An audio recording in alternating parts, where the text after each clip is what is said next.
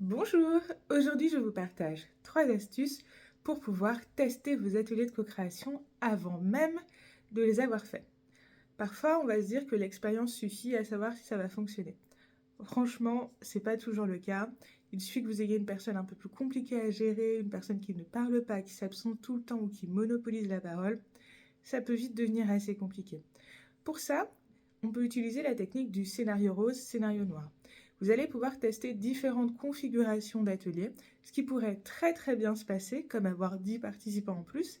Ça peut être positif, mais si vous ne l'avez pas anticipé, ça peut se retourner contre vous.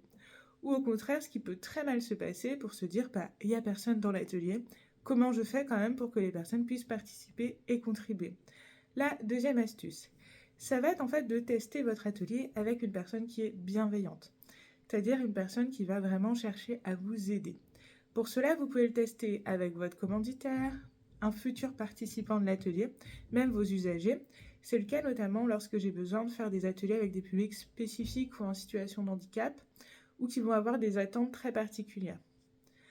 La troisième façon de procéder tout simplement pour tester son atelier, c'est la spatialisation. Vous faites un schéma, et sur ce schéma, vous allez vous demander comment se déplacent vos participants dans l'espace.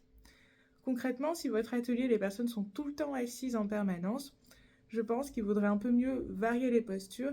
Ça va leur permettre de plus se réveiller, d'être beaucoup plus dynamique. Donc n'hésitez pas à essayer de varier tout ça en faisant des schémas pour vous rendre compte s'il manque un outil, s'il y a des séquences qui ne sont pas claires, ou si vous allez tout simplement perdre du temps parce qu'il y a trop de déplacements.